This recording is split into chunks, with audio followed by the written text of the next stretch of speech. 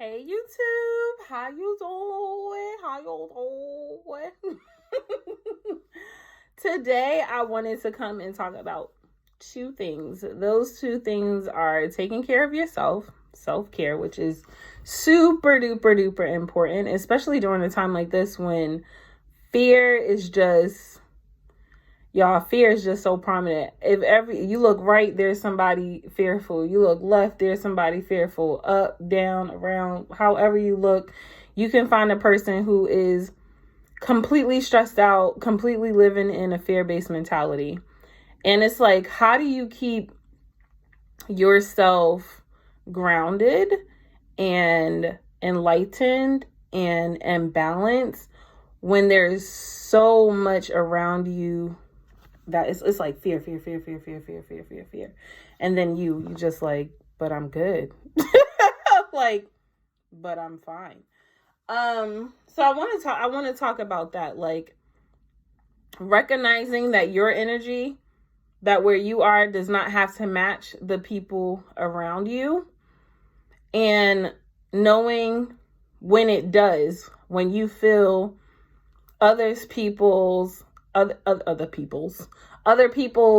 energy, their mindset just kind of clinging to your space, how to get rid of that shit basically and kind of recenter with yourself again. And then I want to talk about planning, and that's a complete different topic. My first video was really long. It was 45 minutes. I will not do that to y'all again. I'm going to be very short and sweet to the point. I'm going to look up here. Once it gets to 10 minutes, I'm going to be like, all right, Loretta, you talking way too much. Time to get off. Okay, time to get off. People got stuff to do and lives to live, and I got some stuff I needs to do. So, all right. So I hope my mom doesn't mind me using her as an example. Hi, mommy. I'm using you as an example. So my mom as an example. My mom is very level-headed, right?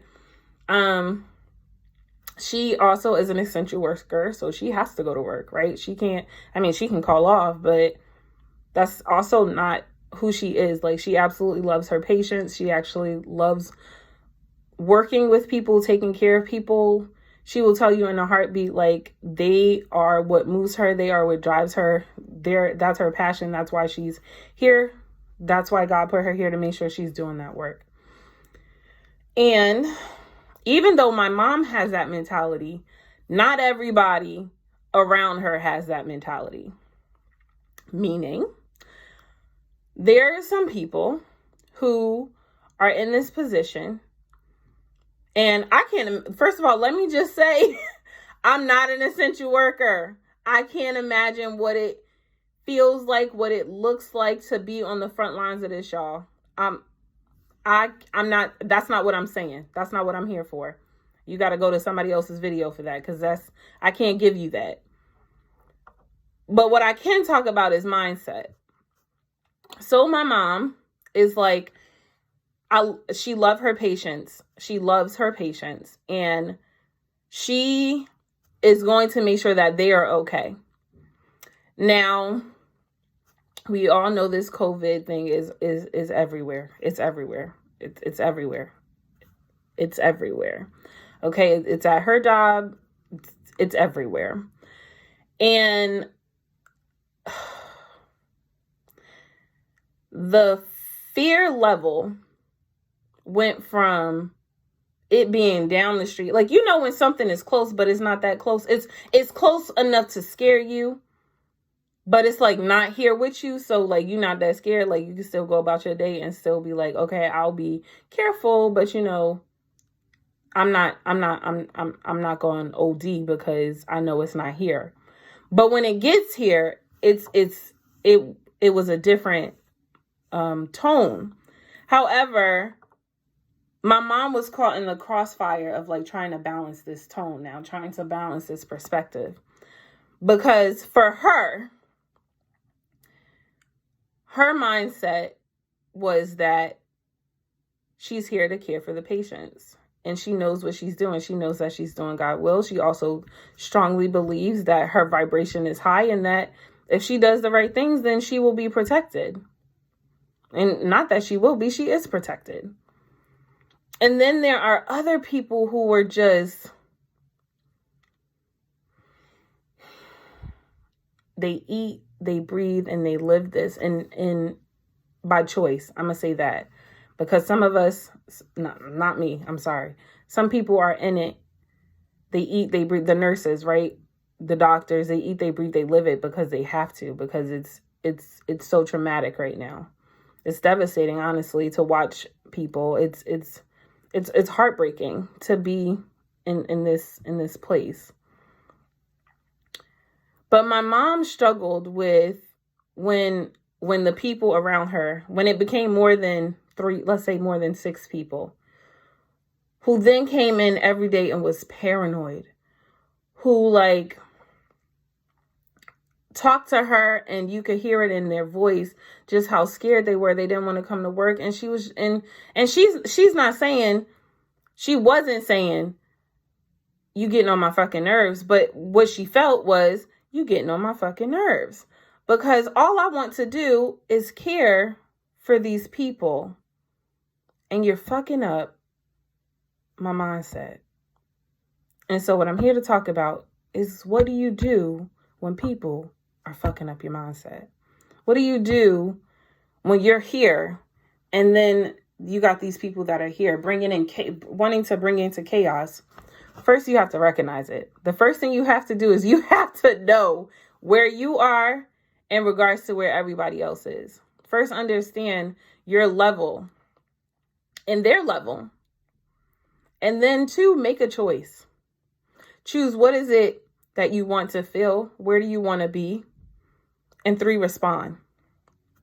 It looks something like this if you're not sure.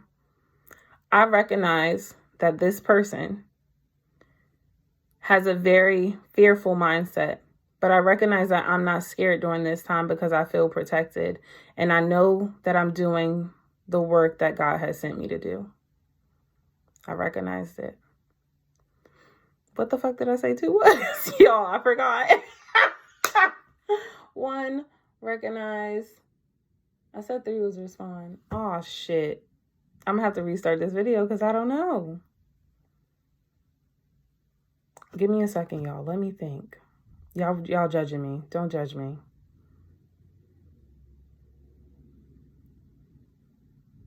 Make a choice. Make a choice of where you want it to be. A choice for my mother came in when fear began to follow her home. When it was at work, it was one thing. But when it came into her own house, her own sanctuary, her place of being, she noticed that there was a problem. And so she made a choice. How do I want to feel? What do I know to be my truth? Not no one else's truth, but what do I know to be my truth? Well, my truth is that I believe that I'm divinely protected, and I believe, or I know, that I'm here to do the work that God has sent me to do, especially in such a chaotic time. So I commend everybody that has to be out working right now because, right, I get to have this message and say this because I get to be in the comforts of my own home. I get to teach from home. I don't have to interact with people. So for people who have to go out every day and work, I commend you and I thank you. Truthfully, I thank you. I'm thankful for you. I'm grateful for you that I have the opportunity to go into the store. Thank you, store clerk. Thank you, manager. Thank you for being on the front lines. There's so many people that are on the front lines. And I appreciate you and I'm very thankful to you. So she made a choice when she recognized that fear had followed her home. That's not how she wanted to fear. And then 3, she responded. Her response was, first, to go within, to meditate, right? To consult with God. Okay, God, what's going on? Let me know. All right, something not right. I'm feeling imbalanced because this is how I feel, but this is what the world is saying I should feel. But this is not what I believe because more people were recovering and I don't understand. You know what I mean? Like that, so much was going through her mind at the time. So what does she do? She put her headphones in and she works and she does her job. She focuses on what she is there for, which is king for her patients. The people who are dealing with the sickness of their own. She's there with a smile to let them know that they are loved, that they are taken care of, and that she's going to be there without fucking up their own mindset, because she is coming into their room with a fear-based mentality. So I say all that to say, when you recognize that on the inside you feel one way, and somebody comes around into your energetic field and tries to manipulate your energy with something that you don't agree with and something that you don't want, first recognize it. Understand that this is happening to you. 2, make a choice. What do you want? What do you want? And 3, respond. Y'all, do not respond with hate in your heart. Respond with love and light. Respond like, I want this person to know that I love them and I appreciate them and I understand where they're coming from. I completely understand where you're coming from because it makes sense. But I also need you to understand, just like you're entitled to feel the way you feel, I'm entitled the way to feel I feel. And there are 2 ends of a spectrum, okay? We can all operate on the one end, which is the fear-based end, but we can also all operate on the other end, which is the love-based. And so it's like you get to choose. This is why you have free will. You get to choose how you want to respond.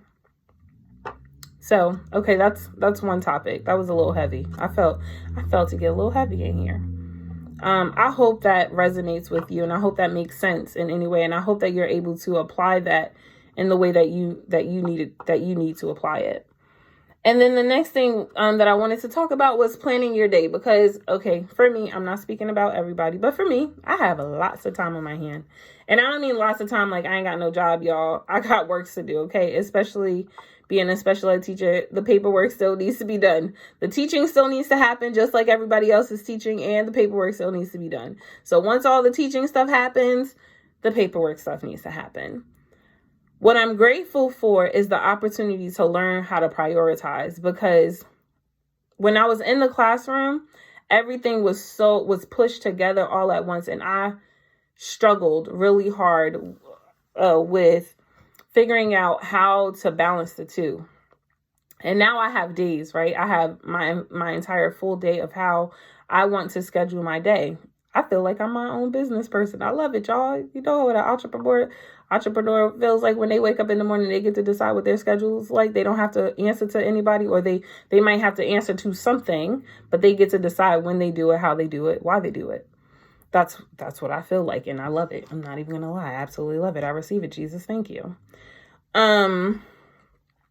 But it's like plan your day so that your day is not just full of crap all day, so that you're not just fluffing your day with random stuff. Like, I legit sat down and created an entire schedule. I'm like, okay, what do I need my day to look like so that I feel like I've done my part, that I've dedicated my time to my job, my own personal business, which is my tarot readings, my candle magic, and spiritual work, right? And then learning something new. How do I make sure I get to hit those 3 things in a day? And I felt so overwhelmed for a second. Like, I was like, oh, I got to get this, and this. This IEP needs to be done. I need to make sure this person has this lesson on their account. And it started to get overwhelming. Like, I felt like I was about to go insane for a second. 15 minutes, y'all. All right, I'm about to wrap up. I felt like I was about to go insane for a second. And literally, something just told me, one at a time. You don't have to do it all at once. Focus on one thing at a time. My way of focusing on one thing at a time was to create a list, because there were so many things. I was like, all right, let me organize this. But I'm speaking even in regards to healing yourself.